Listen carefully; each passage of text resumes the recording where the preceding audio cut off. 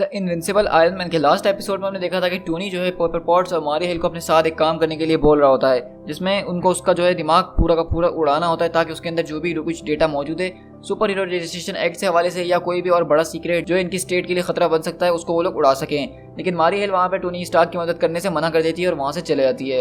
लेकिन जब अपने घर जाती है तो वहाँ पे उसके ऊपर एक जोरदार हमला होता है हैमर के एजेंट्स की तरफ से और फिर वो बचते बचाते टोनी के पास आती है।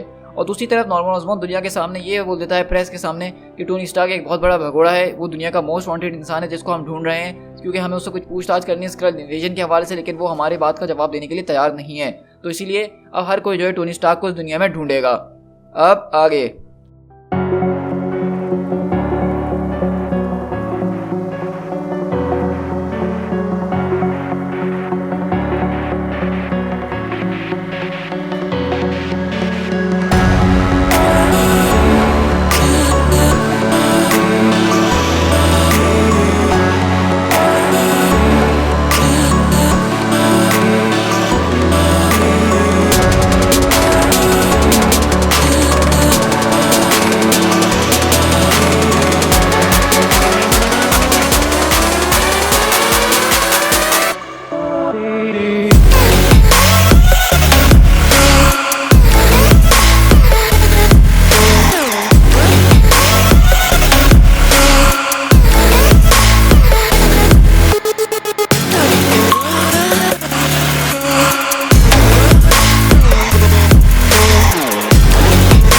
और इसी तरह हम यहाँ से उसी प्रेस के अंदर शिफ्ट होते हैं जो हमने लास्ट एपिसोड में देखी थी। और इसके खिताब करने के बाद सारी की सारी प्रेस वहाँ पे बिल्कुल पागल हो गई होती है और नॉर्मन ऑसबॉर्न से सवालात पे सवालात कर रही होती है।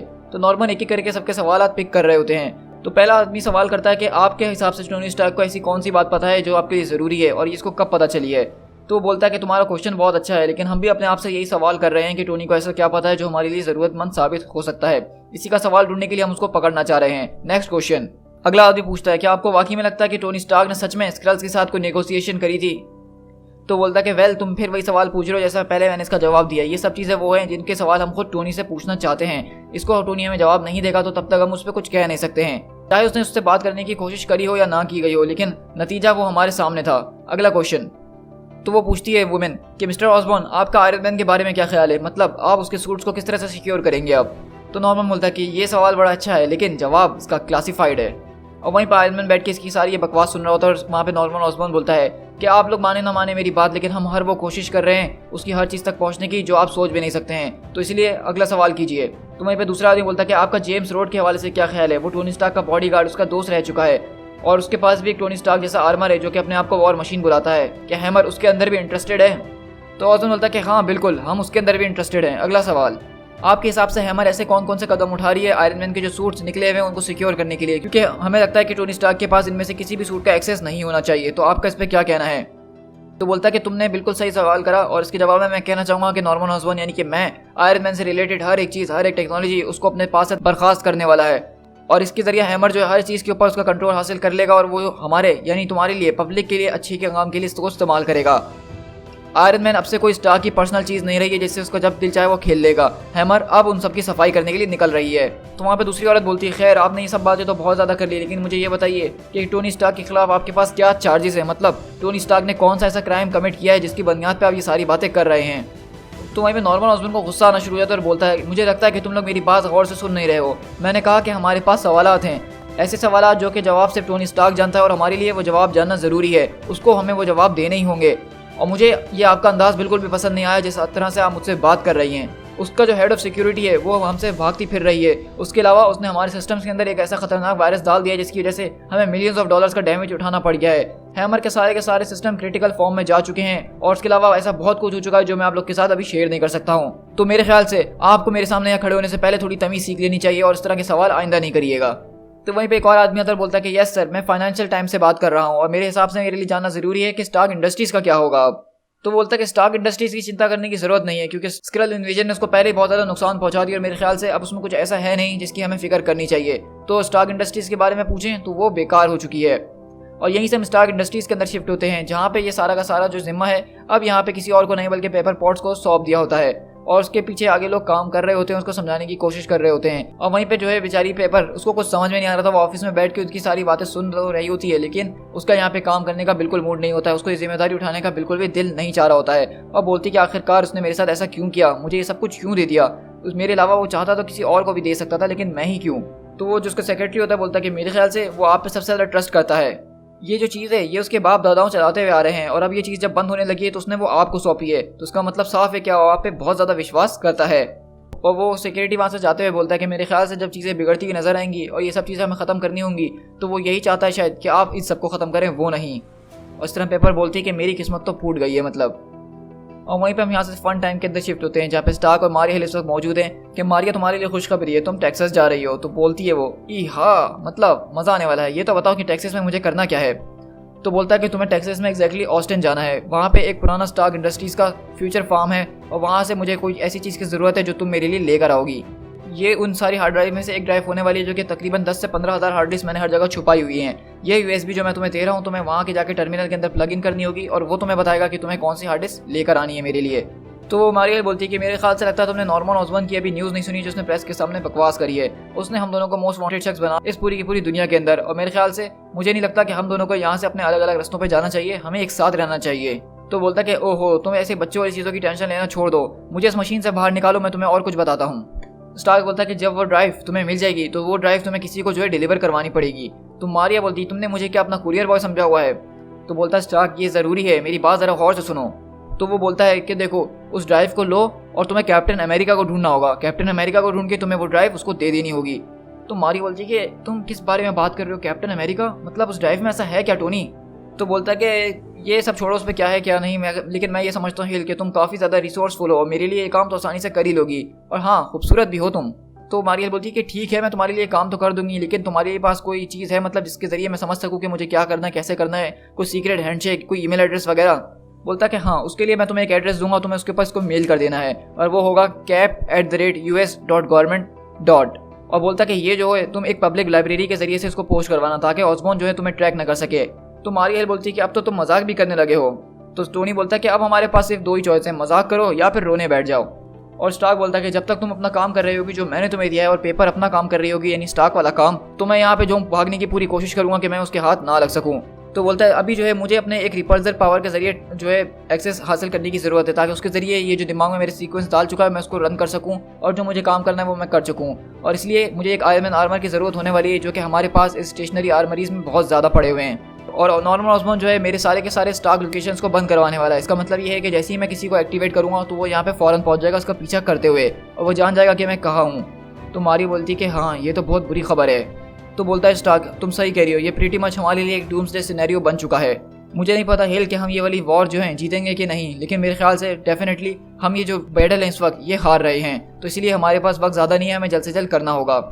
तो मारिया बोलती कि तुमने आर्मरीज कहा था, मतलब प्लूरल, तुम्हारा इससे क्या मतलब है? तुम जो हो अपने हमेशा इस एक्सपेंसिव सूट्स के बारे में बड़बड़ाते रहते हो कि ये ऐसा है ये वैसा है, तो तुम यहाँ पे क्या मुझे बताना चाहते हो कि तुम्हारे पास इस तरह के और भी सूट्स हैं जो तुमने यहाँ छुपा के रखे हुए हैं? आखिरकार तुम्हारे पास टोनी मास डिस्ट्रक्शन के कितने ज़्यादा सुपर वेपन्स मौजूद हैं? तो टोनी वहाँ का एक दरवाज़ा खोलता है और बोलता है कि मेरे पास अभी चंद ही मौजूद हैं। और इस तरह देखते हैं कि उस दरवाजे के अंदर टोनी स्टार्क के बहुत सारे आर्मर जो है वो वहाँ पे तैयार खड़े होते हैं। वहीं पे टोनी बोलता है कि तुम मेरी बात अब समझ गई हो ना कि ये आर्मरी जो है नॉर्मन ऑसबॉर्न के हाथ नहीं लगनी चाहिए। तो मारिया बोलती है कि ठीक है मैं तुम्हारी बात समझ गई हूँ। टोनी बोलता है कि मैंने इस बार बहुत बड़ी गड़बड़ कर दी है हिल। तो हिल बोलती है कि सब ठीक हो जाएगा, परेशान मत हो। तो टोनी बोलता है कि नहीं नहीं, इस बार सच में मैंने बहुत ही बड़ी गलती कर दी है, मैंने एक हॉरिबल मैस क्रिएट कर दी जो कि मैं शायद कभी ठीक ना कर पाऊँ। मैं तुमसे सिर्फ इतना ही कहना चाहता हूँ मारिया कि मुझे माफ़ कर देना। लेकिन मारिया हिल उसको गले लगाती है और किस कर लेती है, और वहाँ पे वो होता है जो कि होता है, लेकिन हम दिखाएंगे नहीं। चलो आगे बढ़ते हैं। और इसी तरह हम लोग एक न्यूज़ के अंदर शिफ्ट होते हैं जहाँ पे तबसरे चल रहे होते हैं भाई कि टोनी स्टार्क का अब क्या होगा, उसकी कंपनी का क्या होगा। वो तो दुनिया की नज़र में एक बहुत बड़ा क्रिमिनल बन गया है, वो ऐसा है वो वैसा है, वो फलाना है वो ढमकाना है, अब उसका होगा तो क्या, उसको पकड़ेंगे तो कैसे पकड़ेंगे, क्या वो हैमर के एजेंट्स के साथ कॉपरेट करेगा, क्या हैमर के एजेंट्स को पकड़ पाएंगे। और ये सारी बकवास यहाँ टीवी पे चल रही होती है जो कि पेपर पॉट्स बैठ के सुन रही होती है। लेकिन जैसा कि हम पक चुके हैं ये सारी बकवास सुन के, तो पेपर पॉट्स भी पक जाती है और वो टीवी का रिमोट उठा के टीवी पे जोरदार मारती है और उसका अपना आपा खो बैठती है और सारी टेबल वेबल तोड़ना फोड़ना शुरू कर देती है जैसे इसका बाप का माल हो। वहाँ से कुर्सी उठा के खींचती है और एक दरवाजे पे जोरदार से मारती है और बोलती है कि आखिरकार उसने मुझे क्यों चूज करा। लेकिन जब हम उस फोटो के ऊपर देखते हैं कि वो कुर्सी मारती है तो उसके पीछे एक बटन होता है जो कि एक्टिवेट हो जाता है और उसकी एक्टिवेशन से वहाँ पे एक दरवाज़ा खुलता है। और उस दरवाजे के अंदर हम देखते हैं कि वहाँ पे पेपर पॉट्स को एक सूट नजर आता है जो कि एक फीमेल आयरन मैन सूट लग रहा होता है। तो पेपर बोलती है अरे वाह ये क्या चीज़ है। अब यहाँ से हम लोग रिस्टोरेशन पार्क के अंदर शिफ्ट होते हैं जहाँ पे नॉर्मन ऑसबॉर्न खड़ा हुआ होता है सारी की सारी प्रेस के साथ, और वो दरअसल यहाँ पे इंतजार कर रहा होता है टोनी स्टार्क का, क्योंकि उसने टीवी में बोला था कि टोनी स्टार्क से वो बात करना चाहता है लोगों के सामने, ताकि जो भी सवाल जवाब है वो सबके सामने आ सकें। और यहाँ पे उसी तरह वो टोनी का इंतजार कर रहा होता है, लेकिन टोनी यहाँ पे पहुँचता नहीं है। तो वहीं पे नॉर्मन ऑसबॉर्न से वो बोलती है कि मुझे नहीं लगता कि अब वो आएगा, ऑलरेडी 10 मिनट लेट हो चुके हैं। तो ऑसबॉर्न बोलता है कि फिर ठीक है, सारे के सारे न्यूज़ रिपोर्टर्स को जमा करो और ये लाइव जानी चाहिए मिस हैंड, और जितना ज़्यादा वो शूट कर सकते हैं करें, उतना ही ज़्यादा अच्छा लगेगा। और इसी तरह हम देखते हैं नॉर्मन ऑसबॉर्न प्रेस के सामने जो है अच्छे रूप में खड़ा हुआ होता है, और न्यूज़ वाले यही बता रहे होते हैं कि यहाँ पे जैसा कि आप देख सकते हैं कि टोनी स्टार्क का भरपूर तरह से इंतजार किया जा रहा है। आज यहाँ पे नॉर्मन ऑसबॉर्न से बातचीत करने के लिए, कोई सेटलमेंट करने के लिए आए हैं, लेकिन आप देख सकते हैं कि 15 मिनट गुजर चुके हैं और अभी तक टोनी स्टार्क का कुछ पता नहीं है। और ऑसबॉर्न ये देख के काफ़ी खुश हो रहा होता है, क्योंकि यहाँ पे जितनी ज़्यादा देर हो रही होती है लोगों के दिल में ये ख्याल आ रहा होता है कि टोनी स्टार्क ने शायद कुछ ऐसा किया है, इसी वजह से वो मुंह छुपाता फिर रहा है और नॉर्मन ऑसबॉर्न के सामने नहीं आ रहा है। तो वहीं पे नॉर्मन ऑसबॉर्न अपने हेलमेट अंदर बोलता है कि ladies and gentleman of the global press, अब मैं आप लोगों के सामने, मतलब पूरी दुनिया के सामने, एंथनी एडवर्ड स्टार्क का अरेस्ट वारंट पेश करता हूँ। उसने क्राइम अगेंस्ट ह्यूमैनिटी किए हैं, उसने बहुत सारे एलियन रेसेस का साथ दिया है और इस सब के लिए वही जिम्मेदार ठहराया जाता है। हमने उससे बात करने की कोशिश करी लेकिन वो आज यहाँ पे नहीं आया, तो इसका मतलब साफ है, हम उसको गद्दार करार देते हैं इस अर्थ के ऊपर इन्वेजन होने के लिए। इसके साथ ही साथ मैं डायरेक्शन देता हूँ फौरन सारे के सारे हैमर ऑफिस को कि स्टार्क के जितने भी एसेट्स हैं उनको सीज कर दिया जाए और उनको मुकम्मल तौर पे बंद कर दिया जाए। और इस तरह हम देखते हैं दुनिया भर में स्टार्क की जितनी फैसिलिटीज, जितने छोटे मोटे लैब्स होते हैं, सब पे हैमर के एजेंट घुसते हैं और उसको बंद करवाना शुरू करते हैं। और इस तरह वो बोलता है कि चाहे दुनिया में अब टोनी स्टार्क का कोई छोटा मोटा ऑफिस ही क्यों ना हो, कोई छोटी मोटी जगह क्यों ना हो, अब उस पर हैमर के लोग उसको जब्त कर लेंगे और बंद करवा दिया जाएगा। और अब पूरी की पूरी दुनिया के ऊपर से टोनी स्टार्क का जो रेंज चल रहा था टेरर का, उसको हम खत्म करवाते हैं। और मैं ये बात साफ कर देता हूँ कि टोनी स्टार्क और हमारे बीच में इस काम में जो कोई भी आएगा उसके साथ हम अच्छा बिहेवियर नहीं करेंगे, चाहे वो कोई भी क्यों ना हो। मिस्टर स्टार्क इस वक्त जो है इस स्टेट के लिए एक बड़े खतरनाक क्रिमिनल बन चुके हैं, तो जो कोई भी उनका साथ देगा वो भी उनके लिए अकाउंटेबल साबित होगा। और इस तरह हम लोग देख रहे होते हैं कि किस तरह यहाँ पे जो सारे के सारे ऑफिस, सारे के सारे लोगों को मार मार के यहाँ पे हैमर के एजेंट्स अपने साथ ले जा रहे होते हैं गिरफ्तार करके। लेकिन जब वो लोग न्यूयॉर्क सिटी पहुंचते हैं मैनहट्टन में, जहाँ पे स्टार्क इंडस्ट्रीज का मेन ऑफिस मौजूद है, और वहाँ पे उसका असिस्टेंट बोलता है पेपर पॉट्स का कि हे तुम लोग इस तरह यहाँ से हमारे ऑफिस में नहीं घुस सकते हो, ये CEO का ऑफिस है, तुम्हें वारंट की जरूरत है। तो वहीं पे जो एक आदमी उसके मुंह पे गन मारता है बहुत जोरदार और बोलता है कि ये रहा मेरा वारंट हिप्पी, अब निकलो यहाँ से फौरन। क्या समझ में आई तुम्हें मेरी बात? और तुम्हें भी जो है अरेस्ट किया जाता है हमेशा के लिए। और इस तरह हम देखते हैं कि वो एजेंट्स बहुत ज़्यादा बदतमीजी कर रहे होते हैं यहाँ पे, और पेपर पॉट्स के ऑफिस में घुसने की पूरी कोशिश कर रहे होते हैं। और वो दरवाज़ा तोड़ता और बोलता है कि गेट डाउन, फौरन ज़मीन पे बैठ जाओ। लेकिन वो लोग बोलते हैं कि सर यहाँ पे तो कोई मौजूद ही नहीं है। तो वो उसके असिस्टेंट को पकड़ते और बोलते हैं कि ये बताओ कि पेपर पॉट्स कहाँ हैं। तो बोलता है कि मुझे नहीं पता, वो यहीं पे थी, ज़रा वो देखो वो क्या है। और हम देखते हैं कि उस कमरे की तरफ वो इशारा करता है जहाँ पेपर पॉट्स अपने आर्मर के पास गई थी। और हम यहाँ से शिफ्ट होते हैं मारिया हिल के पास, जो कि दरअसल सो के उठती है। कल रात काफ़ी ज़्यादा थक गई होगी ना दीदी हमारी, इसलिए उठती हैं थकावट में और बोलती हैं कि टोनी अरे वाह, हमेशा की तरह तो मेरे लिए एक सरप्राइज छोड़ के गए हो। तो टोनी वहाँ पे एक लेटर्स के लिए छोड़ के जाता है और बोलता है कि इस जगह को दबा करना और फौरन भाग जाना।